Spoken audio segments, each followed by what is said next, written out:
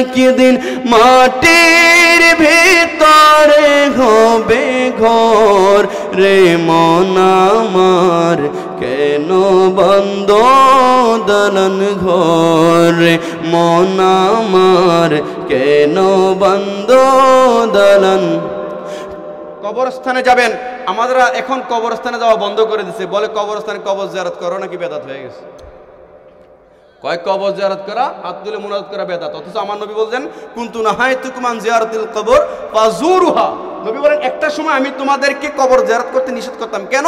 কয় ওই সময় মুসলমানদের কবর ছিল না, ইহুদি খ্রিস্টান মুশরিকদের কবর ছিল এবং তারা কবরের মধ্যে পূজা মণ্ডপ বানাইতো, এই জন্য তখন কবর যেতে নিষেধ করতাম। কিন্তু এখন ইমানদারদের কবরস্থান হয়েছে ফাজুরুহা, এখন তোমরা বেশি বেশি বেশি বেশি কবর জিয়ারত করো। কারণ কি বলেন, ফা ইন্নাহা তুযাক্কিরুল মাউত, যত বেশি কবর জিয়ারত করবা তত তোমার অন্তরের মধ্যে মাউতের কথা স্মরণ হবে। বলেন সুবহানাল্লাহ। কারণ সবাইকে একদিন কবরে যাইতে হবে, কি হবে না? কারণ তখন সেখানে গেলে চোখটা বন্ধ করলি মনটা নরম হয়ে যাবে।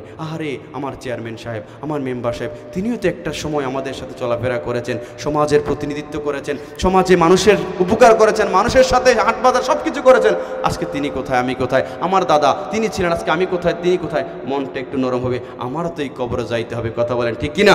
একদিন মাটির ভিতরে হবে ঘর রে মন আমার, কেন বন্ধ দালান ঘর রে মন আমার, কেন বন্ধ দালান।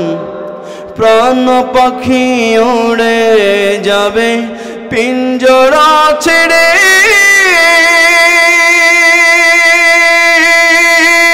হরদমে সবই রবে তুমি যাবে চলে।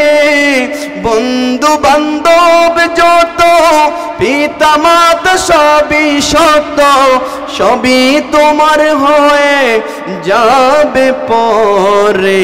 মন আমার, কেন বন্ধ দালান ঘর রে মন আমার, কেন বন্ধ দালান ঘর। একদিন মাটির ভিতরে হবে ঘর রে মন আমার, কেন বন্ধ দালান ঘর। কোনো কিছু থাকবে? আমার নবী বলেন সব কিছু থেকে যাবে, সব কিছু কিছুই নিয়ে যাইতে পারবে না। আমার নবী হাদিসে পাকের মধ্যে বলেন ইদা মাতাল ইনসান, যখন মানুষটা মারা যায়, ইনকাতা আনহু আমালুহু, তার সমস্ত আমলের দরজা বন্ধ। জিকির করতে পারবে না, ফিকির করতে পারবে না, নামাজ পড়তে পারবে না, রোজা রাখতে পারবে না, ইল্লা মিন সালাসা, তবে তিনটা আমল রয়েছে। আমার নবী বলেন এক নাম্বার কারণ হচ্ছে, এক নাম্বার রাস্তা হচ্ছে সাদাকাতিন জারিয়া, এক নাম্বার রাস্তা হচ্ছে সদকায়ে জারিয়া। সেই সদকায়ে জারিয়া যতদিন থাকবে ততদিন তার কবরের মধ্যে আমল নামা পৌঁছতে থাকবে। দুই নাম্বার বলে আও ইলমিন ইউনতাফাউ বিহি, এমন উপকারী জ্ঞান যে জ্ঞানটা তুমি যদি কাউরে শিখিয়ে যাও তাহলে সে যতদিন এই জ্ঞান অনুযায়ী আমল করবে, এই এলেম অনুযায়ী যতদিন আমল করবে ততদিন আমার আল্লাহ তার আমল নামায় নেকি পৌঁছাতে থাকবে। সুবহানাল্লাহ বলেন। যেমন উদাহরণ নবী বলেন কালিমাতানে খফিফাতানে আলাল লিসান সাকিলাতানে ফিল মিজান হাবিবাতানে ইলার রহমান সুবহানাল্লাহি ওয়া বিহামদিহি সুবহানাল্লাহিল আযীম। বাবা আপনাদের কষ্ট হচ্ছে? নবী বলছেন দুইটা বাক্য আছে, দুইটা শব্দ আছে, যে দুইটা শব্দ মুখে উচ্চারণ করা সহজ, মুখে উচ্চারণ করা সহজ, কিন্তু মিজানের পাল্লায় অনেক ভারী হবে, মিজানের পাল্লা অনেক ভারী হবে। এবং আল্লাহর কাছে এই দুইটা শব্দ, এই দুইটা তাসবিহ অনেক বেশি পছন্দের, প্রিয়। বলেন সুবহানাল্লাহ। কয়টা শব্দ, কয়টা বাক্য? দুইটা। বলেন কয়টা? এক নাম্বার হচ্ছে বলে কালিমাত সুবহানাল্লাহি ওয়া বিহামদিহি, আমার সাথে একটু বলেন সুবহানাল্লাহি ওয়া বিহামদিহি, আওয়াজ দিয়ে বলতে হবে সুবহানাল্লাহি ওয়া বিহামদিহি সুবহানাল্লাহিল আযীম।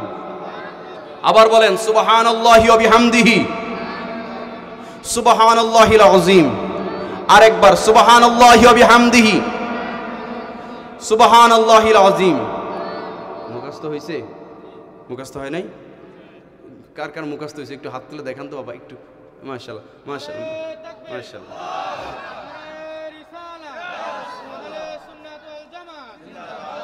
তো আমার নবী বলেন এই জিকিরটা আল্লাহর খুব পছন্দ, মিজানের পাল্লা অনেক ভারী হয়ে যাবে এবং তার উচ্চারণ করা সহজ। এখন আমি আপনাদেরকে শিখিয়ে দিছি, আপনারা শিখলেন। আগামীকাল শবে বরাত রাত এই জিকিরটা বেশি বেশি করবেন।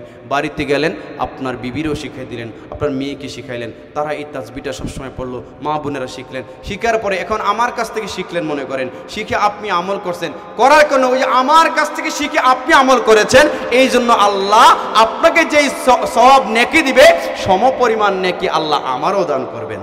আল্লাহ যদি আমারে নেকি দেয় আপনাদের কি কম হবে? আপনিও একটা সিস্টেম করে নেবেন, আপনি আপনার বউরে শিখিয়ে দিবেন, মেয়েরে শিখাবেন, আপনার স্ত্রীকে, আপনার মাকে শিখাবেন, তারা যদি আমল করে, আপনার সন্তান যদি আমল করে, তাহলে ওটার নেকিও আপনি পাবেন। সুবহানাল্লাহ বলেন না? এই দুইটা নাকি আপনি আমি এটা শেখানোর পরে যদি ইন্তেকাল করি, আপনি এই ইলমটা শেখানোর পরে যদি ইন্তেকাল করেন, ওই ইলমটা ওই বান্দা যতদিন ইবাদত করবে, আমল করবে, আমার নবী বলেন ততদিন তার কবরের মধ্যে এর একটা সওয়াব পৌঁছতে থাকবে। দুইটা গেল। 3 নাম্বার কি? নবী বলেন 3 নাম্বার হচ্ছেন ওয়ালাদিন সালিহিন, এমন সন্তান যেই সন্তান সালেহ সন্তান, নেককার সন্তান, যেই সন্তানটা বাবা মা ইন্তেকাল করার পরেও বাবা মার জন্য দুইটা হাত তুলে পড়বে, রব্বির হামহুমা কামা রব্বায়ানি সগীরা। বলেন রব্বির হামহুমা